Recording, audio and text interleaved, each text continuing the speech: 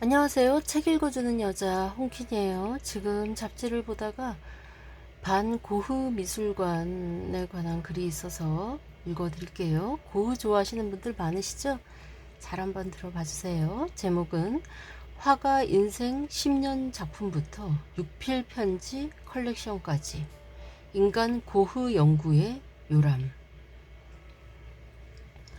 네덜란드는 국토의 4분의 1이 해수면보다 낮은 입헌 군주제 나라로 의회 제도를 채택하고 있는 유럽 북서부의 강소국이다.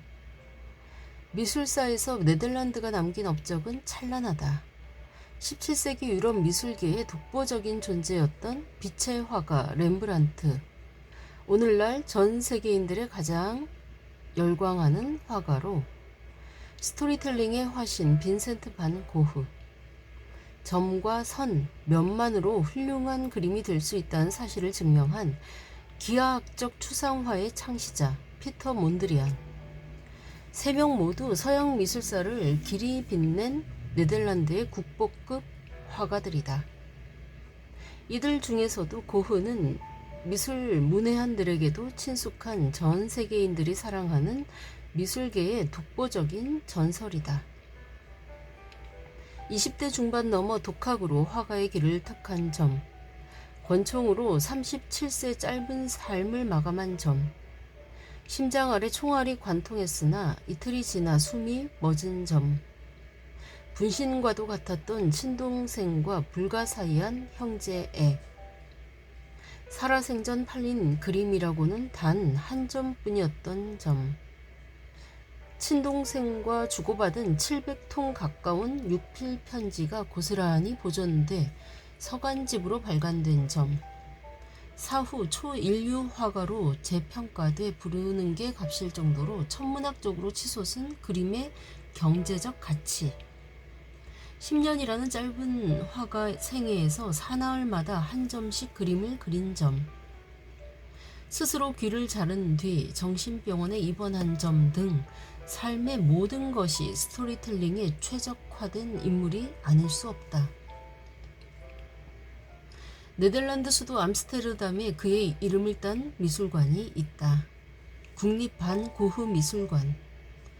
고흐 그림을 전 세계에서 가장 많이 보유한 미술관이자 소묘, 판화, 화첩, 친필 편지, 기록물 등 고흐의 삶의 행적과 작품 세계 전반을 조망할 수 있는 귀중한 자료로 충만한 이상적인 공간이다. 화가 본인은 물론 친동생 테오의 아내 요한나 반 고흐 붕어, 테오의 외동 아들인 조카 빈센트 빌렘 반 고흐, 이들 중 단 한 명만 없었더라도 반 고흐 미술관은 탄생하지 못했을 것이다. 고흐가 본격적으로 그림을 그린 세월은 10년이 채 안 된다. 길지 않은 그림 인생에서 유화만 879점을 남겼다. 죽기 직전까지 3일에서 4일에 한 번씩 그림을 완성했으니 창작에 대한 집념과 예술로 자신을 구원하고 세상을 구원하겠다는 승부사 기질을 엿보고도 남는다. 특히 고흐 화풍이 꿈틀거리기 시작한 아르 시절과 특유의 붓터치 기법을 완성한 생레미 시절에 이어 생을 마감한 오베르에서 절정의 예술적 업적을 일궈냈다. 다작이면서 수작을 많이 남긴 고흐의 대표적인 작품들이 모두 이 시기에 탄생했기 때문이다. 아를, 생레미, 오베르에서 그린 고흐의 주요 작품들은 거의 다 반고흐 미술관에 소장돼 있다. 고흐에게 피부치 동생 테오의 존재는 각별했다. 화가의 삶을 가능케 했던 경제적 후원자이자 인생의 동반자 겸 예술적 동지로 평생 곁을 떠나지 않았고, 고흐의 죽음에 따른 충격에 고통을 이겨내지 못하고 정신질환을 앓다 6개월 후 형을 따라 하늘나라로 떠났다. 형제는 죽어서도 오베르 슈르 우아지의 공동묘지에 나란히 묻혀 이승에서의 우애를 저승에서도 이어가고 있으니 인연도 이런 인연이 없다.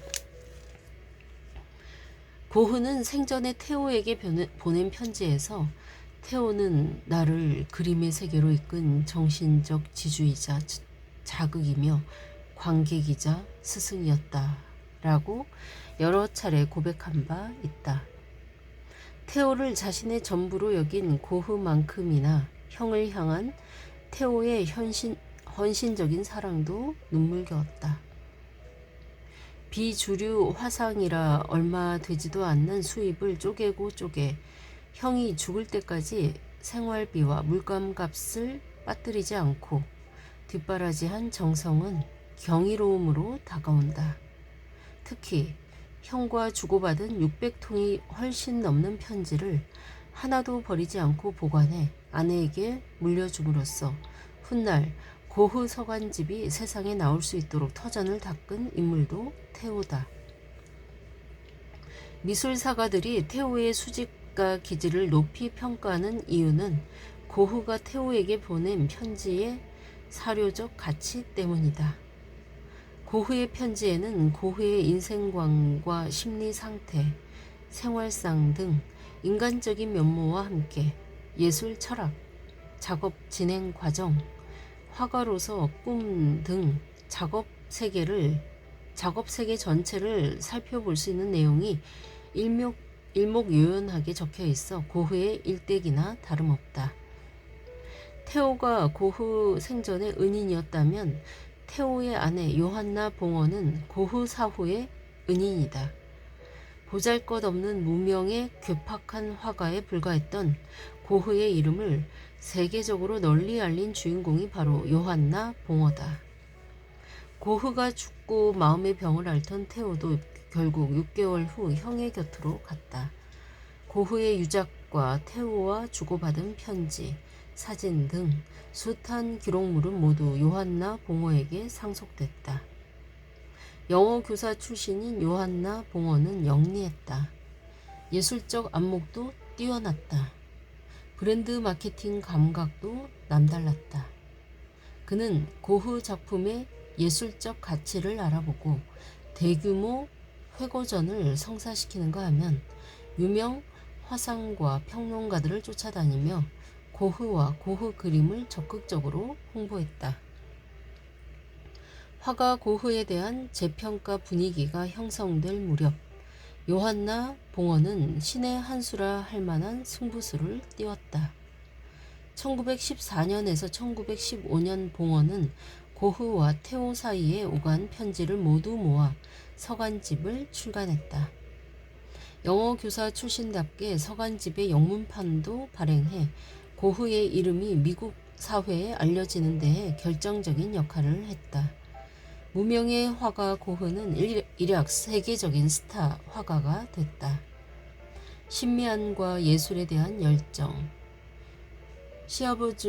시아주머니에 대한 신뢰 세 가지를 다 갖춘 봉어가 없었다면 불가능한 일이었다.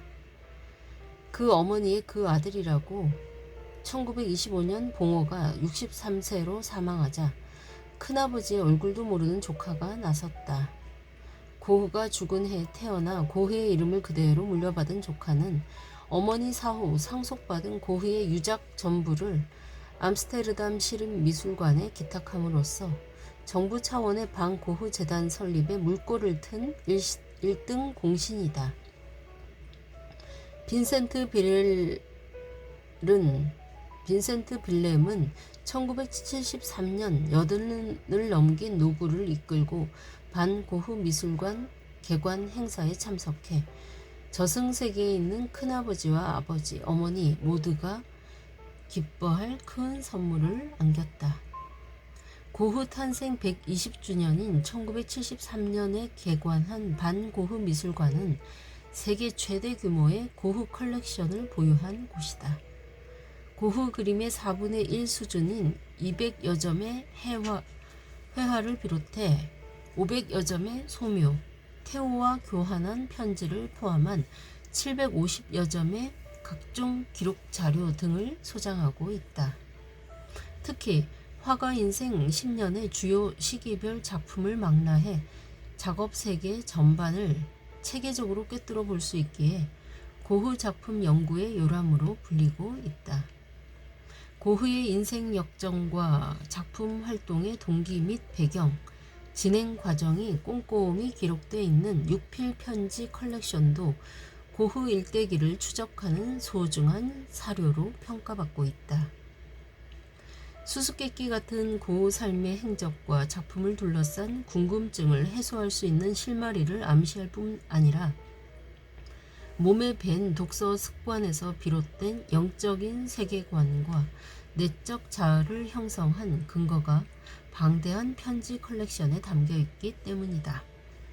고흐에게 편지 쓰기는 그림과 함께 자존감을 드러낼 수 있는 유일한 현실 통로였다. 고흐 그림 외에도 고흐와 동시대에 활동했던 인상파와 신인상파 화가들의 작품 600여 점을 감상할 수 있는 것도 반 고흐 미술관의 경쟁력이다. 빈센트 빌렘이 고흐의 유작 전부를 암스테르담 시립미술관에 연구 대여하면서 탄력을 받은 고흐 미술관 건립은 1962년 반 고흐 재단 설립으로 가시화됐다. 유족이 소장하고 있던 그림과 드로잉, 습작, 편지, 기타 자료 등 엄청난 양의 고흐 컬렉션에 대한 정부 차원의 매입을 네덜란드 의회가 승인하자 미술관 설립은 급물살을 타게 됐다. 매입을 허용하는 조건으로 미술관 건립을 내건 유족의 뜻에 따라 1963년 국립한 고흐 미술관은 네덜란드의 저명한 건축가 겸 가구 디자이너 헤릿 리트펠트가 설계를 맡으면서 공사가 시작됐다. 1964년 리트펠트가 갑작스레 사망하자 판 딜런과 판 트리흐트가 설계를 이어받아 1973년 6월 10년 만에 반 고흐 미술관은 세상의 모습을 드러냈다. 지하 1층, 지상 4층 규모의 본관에서는 주로 상설 전시가 열리는데 고흐의 그림과 소묘, 고흐가 수집했던 일본 판화, 우키요에 등을 관람할 수 있다.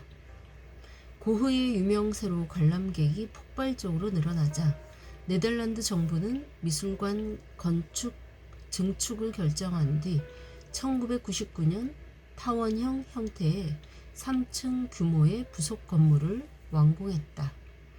도시 전체를 하나의 주제로 개발하는 환경 건축으로 유명한 일본인 건축가 구로카와 기쇼가 설계한 부속 건물 1층은 아케이드를 통해 본관과 연결된다.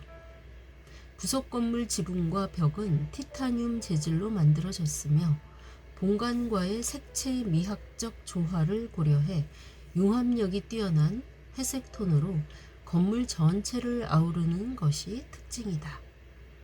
부속 건물의 개관으로 미술관 전체 공간은 2배로 확장됐다. 네, 이상입니다. 이 글은 문화 칼럼니스트 박인권님의 멋진 글이었습니다. 그렇죠?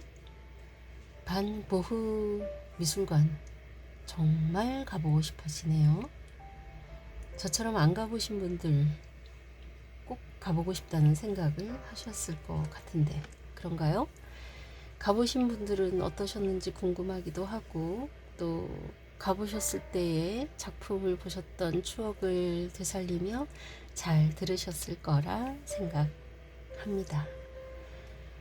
지금까지 좋은 글 읽어주는 여자 홍킨이었습니다. 감사합니다.